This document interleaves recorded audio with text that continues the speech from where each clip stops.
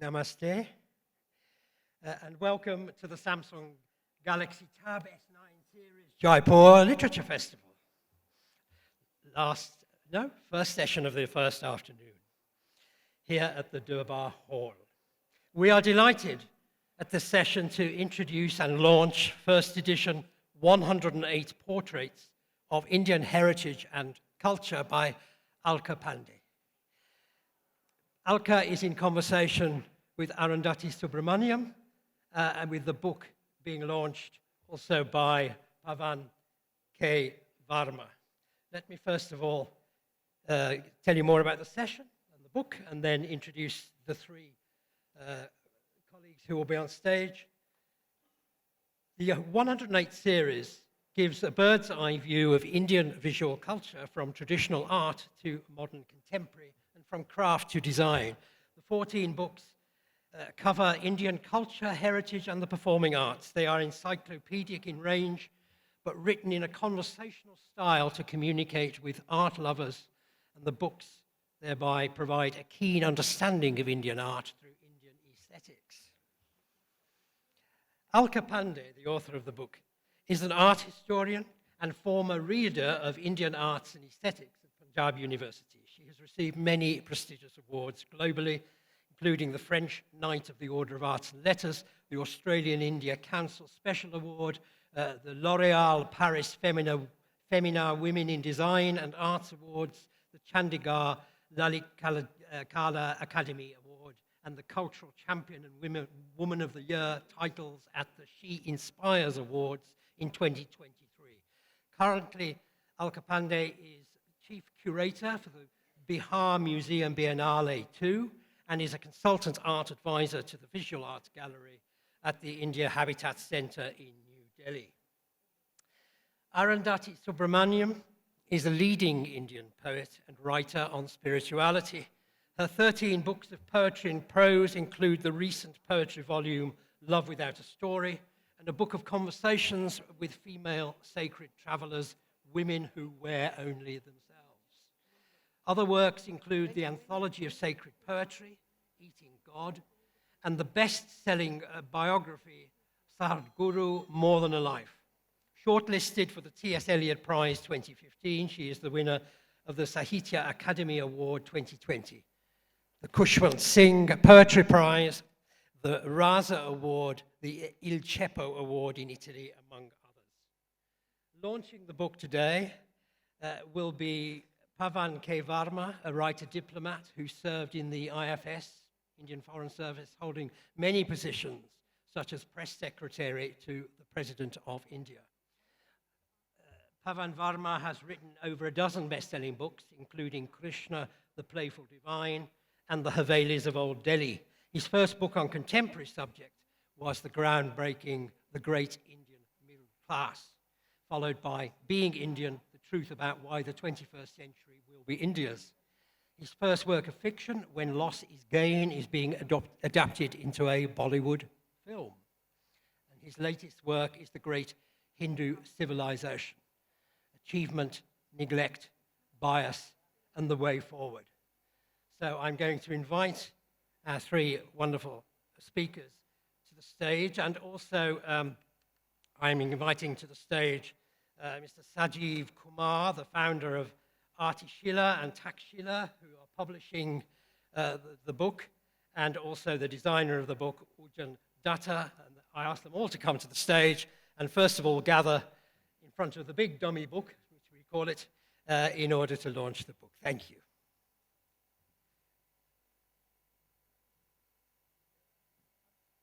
Okay. Yes.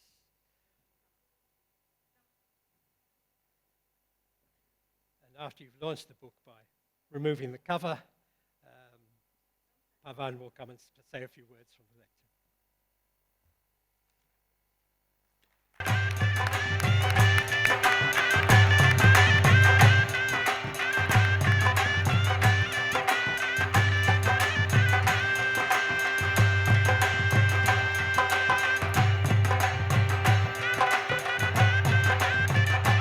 Thank you. Pavan, would you kindly come and say a few words? Alka Arundhathi, would you like to take your seats? Thank you very much. Namaskar.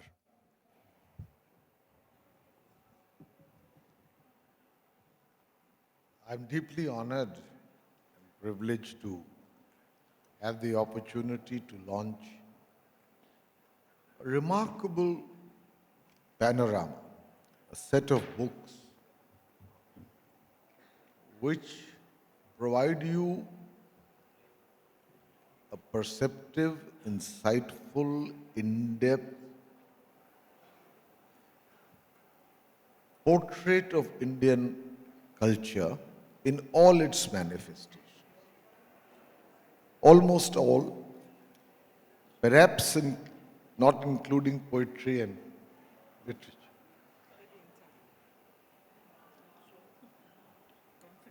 I've often felt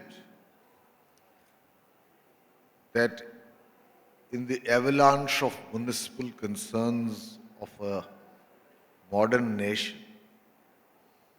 the remarkable legacy of our culture, of our incredible heritage, of the antiquity, continuity, diversity, assimilation, and peaks of refinement that we are all inheritors of,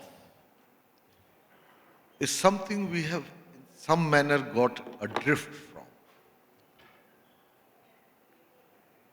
We know a little, but not enough to appreciate the sheer maulik soch, the power of original thought that underpins this great civilization.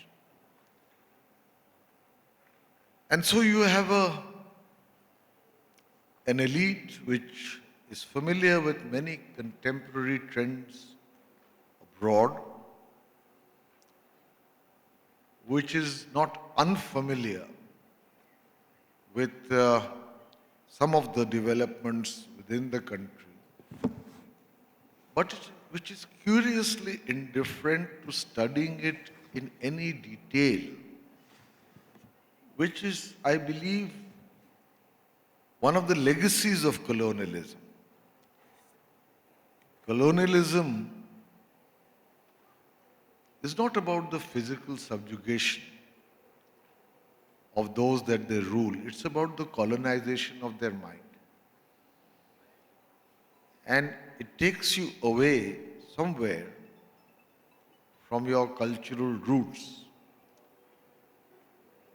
And we need, therefore, to once again revisit them, especially for the educated. I mean, those whom we consider uneducated are in their own way immersed in the cultural idiom of the country. I recently, one of my books was on Tulsi Das's Ramcharitmanas and also on Adi Shankaracharya. And I found that ordinary people knew the Ramcharitmanas almost verbatim and its meanings, especially in North India. But the educated have read, and I'm not making a critique, Shakespeare but know nothing of Kalidas. I'm using the metaphor of literature. But here is a magnum opus on our cultural heritage, on which Dr. Alka Pande has worked for over 5 years. And in my view, there are few better qualified people than her to have attempted this remarkable job. I say this again because another great lacking in our country is the absence or near absence or the scarcity of informed observers of Indian art. Look at the newspapers. There are hardly any reviews of substance. Some newspapers have no space for reviews at all. Compare it, for instance, to papers abroad, where there are entire sections on the weekend only on learned, informed,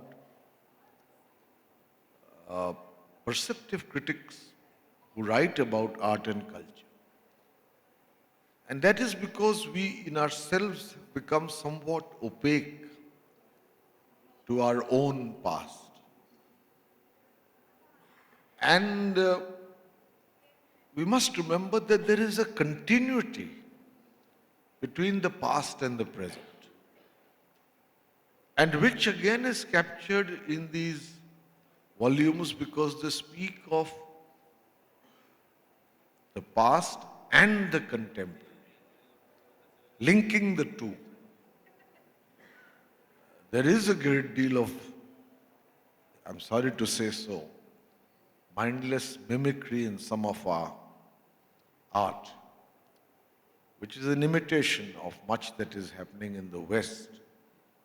But at the same time, you cannot escape your cultural roots. You cannot be content to be permanent photocopies of some other culture.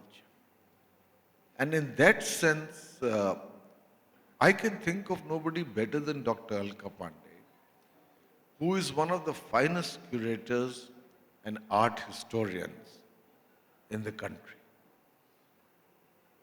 And these set of books, in my view, should be made compulsory reading in schools, because they are not, as we are very often afraid these days, a political commentary, but a remarkable collation of information and analysis, which she is qualified to do. So I want to congratulate Dr. Pande for this pioneering work. I mean, if you look at the size and the number of volumes and the simplicity with which facts have been put, introductions have been given, assessments have been made, and different aspects of that particular genre explored. I think that it is something that should not only adorn every bookshelf, but also be read in detail. So, I'd like to congratulate her and say once again, I'm so happy. And I'm equally happy that to discuss this with her is a very distinguished mind. Arundhathi ji just won a prestigious award as a poet, writer, and thinker. And so we have two great minds on the stage to discuss a great piece of work. So heartiest congratulations, Alka and Arundhathi. And I'd like to congratulate the publishers as well. Sanjeev Kumar is from Patna. This is not a parochial sentence, but I'm proud that he has invested the time and effort to create this important work as part of our contemporary history in the area of culture. Thank you so much.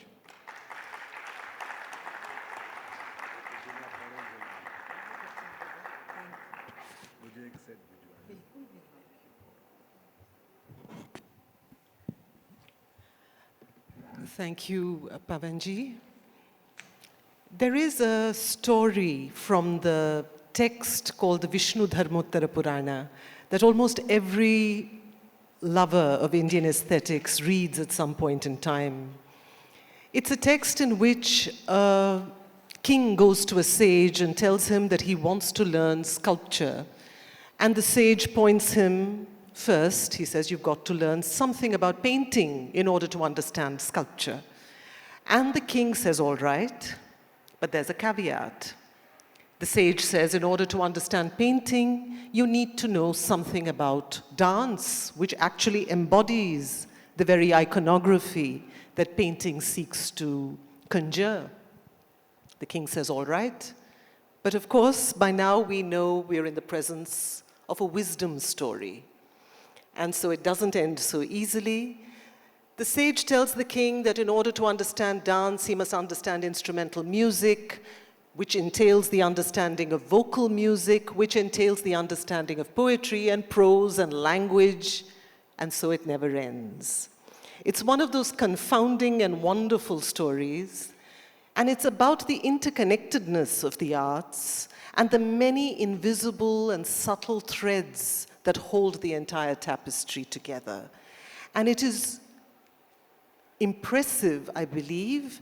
It is not just the length of Alka's bibliographical journey, but the fact that she's actually spent much of her lifetime looking at and looking for those threads that makes her journey so significant. It's on that note that I want to add to the chorus of congratulations. And I'm going to ask you, Alka, just to talk about something you once mentioned to me, which is that as a teacher in the university, it was Panjab University in Chandigarh, you were struck by the fact that the Indian arts had not been looked at adequately with an Indian lens. I want to know what you mean by an Indian lens and how this entire journey began. So I also want to begin by saying a very, very warm welcome to all of you here today. Thank you for being here, for sharing the joy of my work, which took 5 years of my life. To my publisher, Sanjeev Kumar, who had the courage to publish the 14 books. To my young designer, whose life I made quite miserable because I was sure of what I wanted. And as we will speak and see, the young have a different way of looking to the older people. And here I'd like to quote an old Japanese proverb saying, we need old horses to guide and young horses to ride. So this is a culmination of a lot of the young and the old, because I started this work 5 years ago.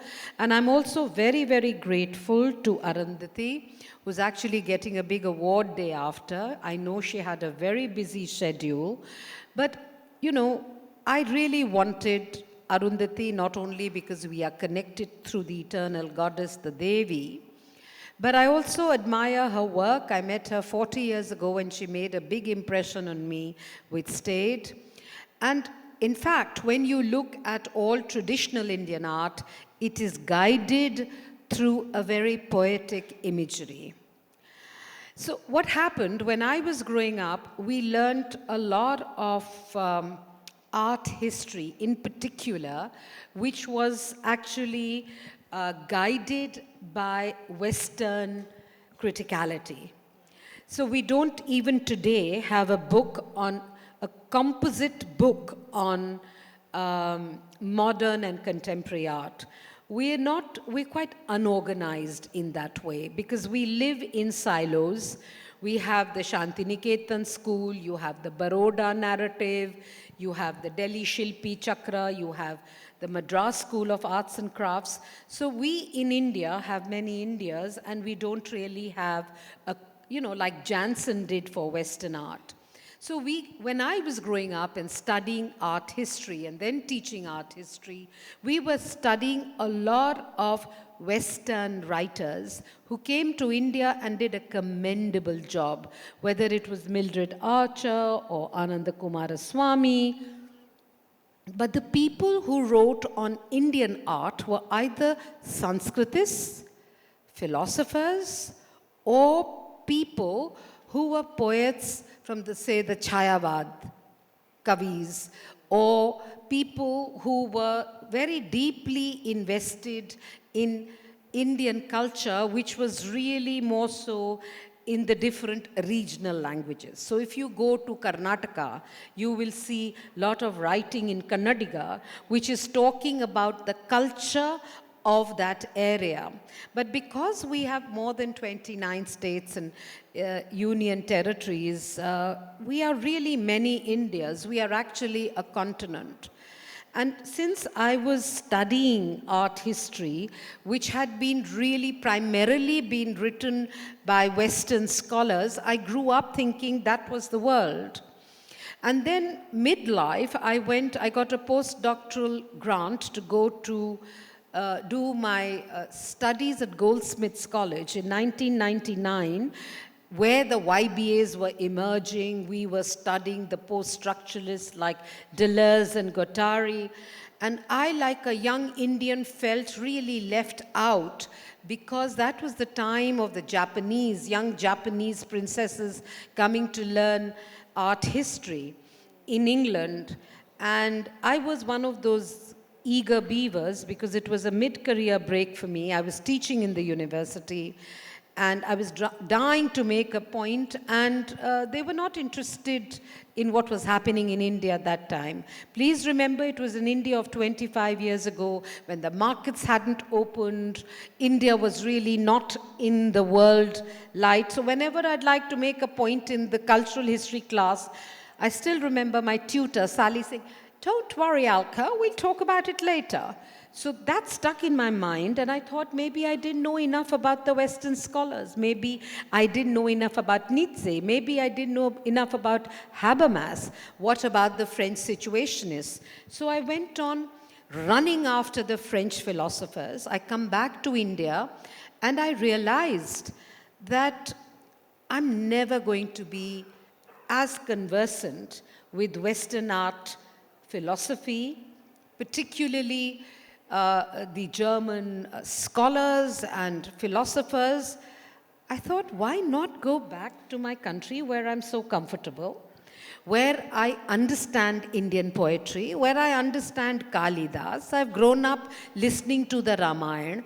I have seen enough of looking at erotic Indian literature because I've written many Kama Sutras, interpretations of it. And I said that I was running up the wrong tree. I was just climbing the wrong things. So about 20 years ago, I literally dropped my chase of Western philosophers and trying to be one with the West. I decided to carve my journey with Indian aesthetics, going back to the Natya Shastra. I had learned Bharatanatyam for many years from Yamini Krishnamurthy. My mother was a trained musician of the Gwalior Gharana, and I grew up listening to music, to the sound of Riyaz, to the sound of Aro Avro. I also did music from the Prayag Sangeet. Of course, I'm Besura and Betala, but I'm a Rasika. I studied Indian classical music for 5 years. And because I was a dance and music critic for the Tribune for many years, I understood a lot of Indian Sahitya. And then, because I was teaching a history of temple architecture at one end and teaching the history of Western art from the ancients to Byzantine to Gothic to the Renaissance, I understood that there was what Mark Twain said, the East is East and the West is West, and the twain shall never meet. I realized that the aesthetics that we had was very different to the aesthetics of the West. Not in the pursuit of philosophy, because ultimately art is all very lofty. Whether it was, as you repeated so beautifully, the story of Vajra and Sage Markande from the Vishnu Dharmottar Puran, from the Chitrasut, the interconnectedness, and where he said the highest form of abstraction was in music. The same way Plato said, all art is imitation and the most original of all art is poetry. And that is why I'm very happy that Arundhati is here and we are discussing. It is in the image making that we are very different. In the East, and particularly, I only speak of India, I don't even speak of South Asia. I'm limiting myself to India because all these books, and I'll show you the covers, they relate only to Indian aesthetics. So our art is an art of inward looking. Our art is a deep art of internal chintan, of the Hriday Akash, that place, that pure place in the heart, which we look at when we look at art. That is why you will see so many of our sculptures, their eyes are half closed, as if they are looking deep inside. They have turned the lens into themselves, and they are looking deeply into themselves. So our art is one that of chintan, of meditation, and also of mediation. So in the good old days, when an artist was asked to create, he went into a tapasya. He first read the text to which he was to illustrate. And he went into a kind of isolation and lived and breathed the art, and then he drew. So it was all about ingestion, digestion, and then expression. So the traditional Indian art came from that deep place of that Hriday Akash. So that is how I understood. And I've spent more than 2 decades pursuing the Natya Shastra, looking, because from there emerges the rasa theory, the theory which gives us the Navarasas. Then you can come on to medieval poetry, particularly Keshavadas, who talks about the Ashtanaikas, the Nakshik Varnan. What is Nakshik? Nak or Shik, sar se pair tak.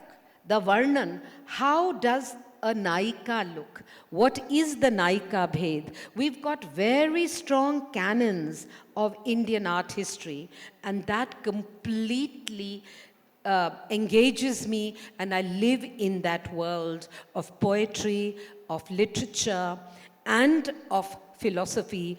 But it's a whole world. I won't say that I know it all, but I am completely in an aspect of Ananda, which is the most important aspect of Indian art, and the Adbhuta.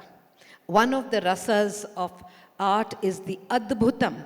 So what does art do? It's about magic, it's about wonder, and it's about awe. So these are the principles which guide me and which have guided all these books.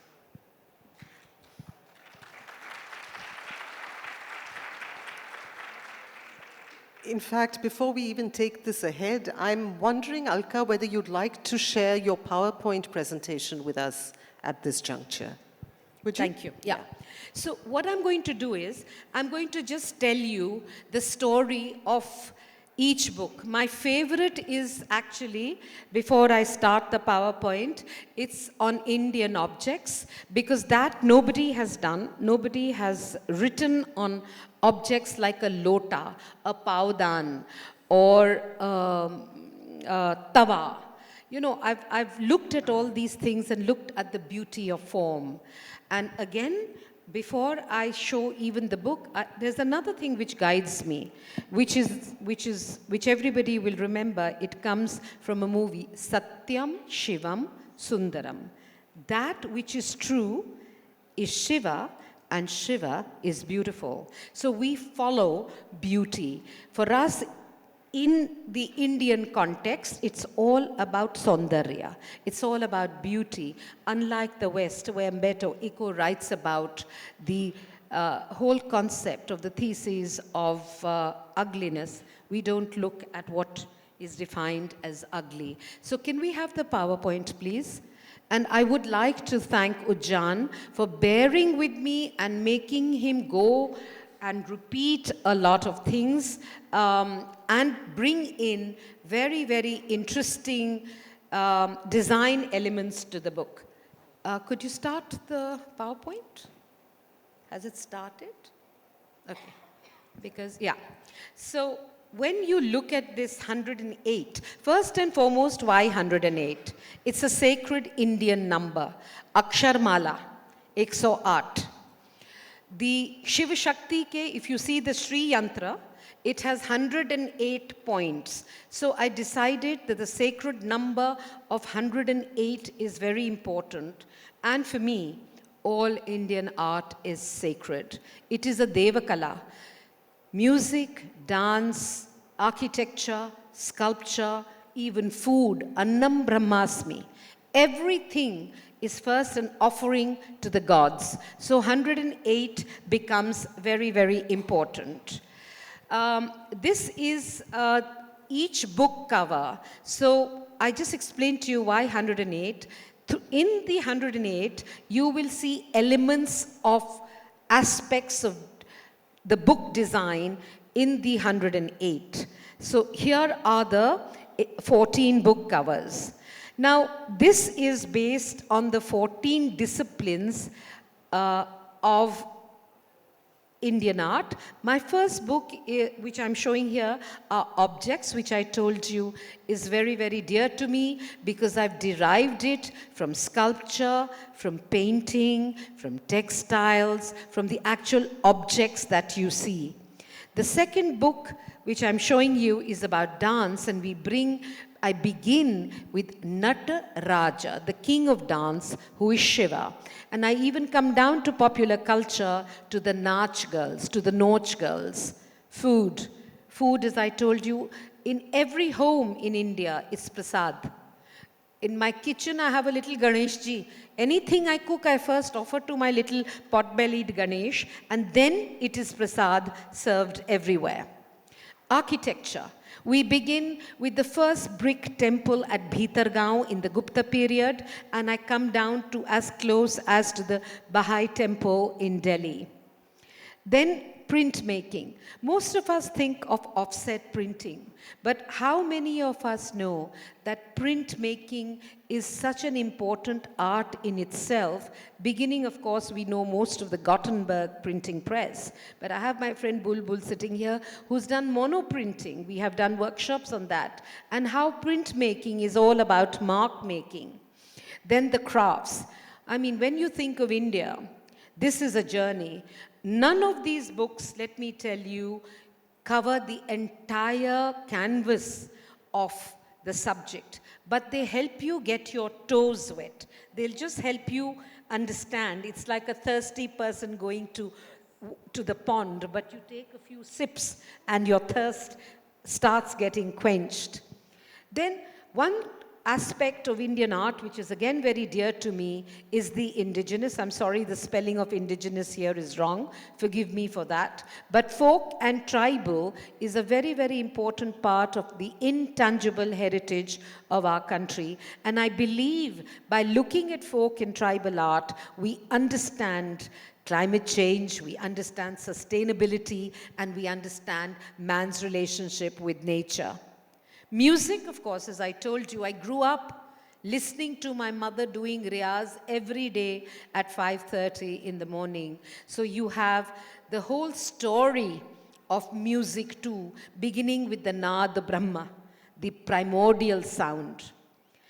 Photography is something which we cannot stay away from, lens-based work, and the history of Indian photography begins almost at the same time as it began in Britain and in France, because we were the jewel in the crown.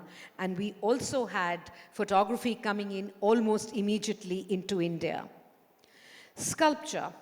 India is actually a sculptural country. You know, more than architectural, you see everything is sculpture. Whether you look at the big temple in Khajuraho, whether you look at the big temple in Ellora, which was carved out of a rock. So sculpture is something which is part of the DNA of Indian built heritage.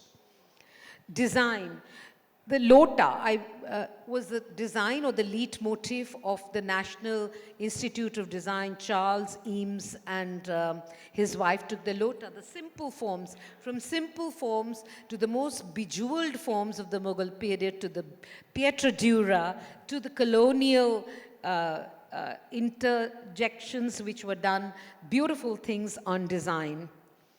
Modern and contemporary art is something which is part of my DNA because I've been teaching arts and aesthetics at the College of Art for 10 years, so this is part of my life.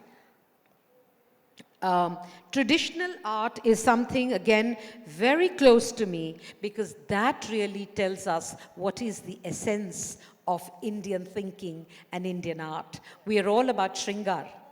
We love Shringar, and we are all about, and in Shringar, there is love.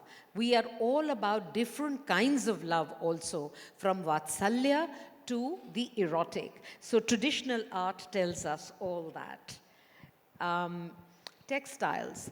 Now, you come to India, look at the beautiful sari you're wearing, look at the lovely shawl which I have, hand woven.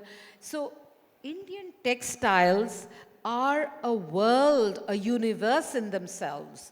Whether it is Kabir who talks of Jini Jini Chadariya, the warp and the weft is so much part of what makes the Indian mind. And you see that from the trefoil design of the priest in Indus Valley to the palampores which were done in Chennai, taken by the West.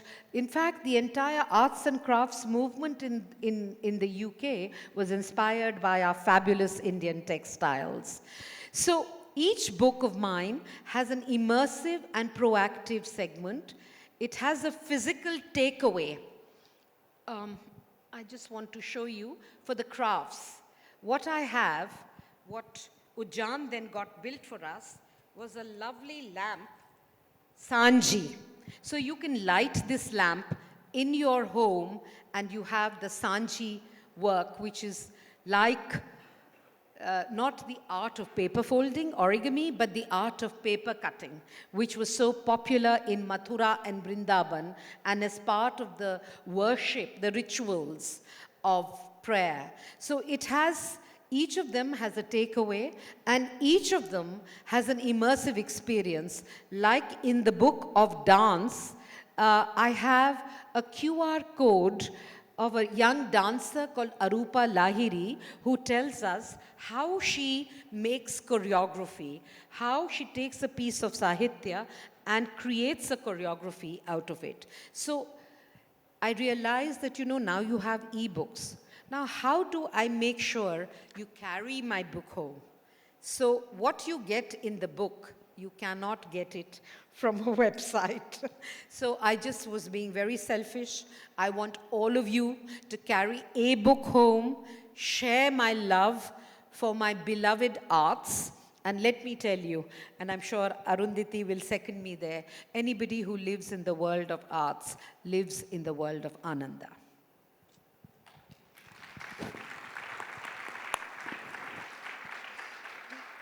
I know that we need to be throwing this open to the audience very soon, and there's a question right up front. I just want to say that, very personally, one of the things that struck me about these books is the fact, something that Alka touched on, the sense of wonder that permeates them. This is not just an academic exercise, very clearly. That Adbhuta Rasa that she speaks of suffuses each text. And there's also a joy in the sensuality of each form. And this touched me deeply as a writer and as a poet, because I've increasingly found that when I meet students, when I teach poetry, the question that they often are burdened by is the question of what is the poem trying to say. They're so burdened by the idea that a poem has to mean all the time. And they end up looking just for sociology and not for sensuousness. But these books are about sensuousness, the texture, the feel, the sight of it. All of these are celebrated in a very real, very palpable way. The joy that Alka speaks of, is certainly in evidence. And with that, the question at the very first speaker. Yes, very first row. Good afternoon, everyone. Very interesting session. So I have two questions. First, to Alka ma'am. Ma'am, I find Indian heritage is influenced by a lot of British influence, and we find traces of British heritage in Indian culture and heritage. So while you were researching for your book, how did you filter out the British influence, and how did you decide that this is native Indian and this is borrowed from the West? And my second question is on a lighter note. Did you do color coordinate before deciding your dresses for the session? Thank you. I hadn't even realized this, but it's a good question. Can I begin with, on a lighter note, and begin with your second question? Till you said it, we didn't even realize we had color-coded. We were so busy trying to discuss how to do the session today that we didn't even look at anything beyond our expressions. So I put that aside. Now, coming to your first question, you said that about the colonial influence of the British. I just wanted to add a little something to it. It's not just the British. We've had people coming in, the Arabs coming in, 7th century, the spice route. We've had Central Asia coming in. We've had people coming in from the Malabar coast. They came in their dhows, trading for spices. We've had the Huns, the Scythians, the Romans, the Greeks. They've all left behind something. The beauty of India is that we amalgamate. We are very open people. We're not, oh gosh, it may cause a big, I do not want to take a specific name, but some countries who keep influence away and they think that only they are the best. But India has always been very open. That is why we talk of the cultural diversity and the plurality of our culture. So if you look from north to south, there is nothing what you can call purely Indian. There's nothing which is pure Indic. Maybe if we go to Sangam texts or something like that. But we've got lots of influences. Our language, Hindustani, is such a rich language. That's why many of our words are today being used even by the English, which we call Hinglish. So we have Portuguese influence, we have French influence, we have the Dutch influence. You'll see all kinds. So I don't think it's fair to just give the British all the credit. We have a lot more influences, from the Arabs to the Central Asians to the Portuguese, even some Americans. So we are a country which is so rich in culture only because we've amalgamated, we've transformed, and we've created our own language out of it, which is very special to the India, to the wonder that we are.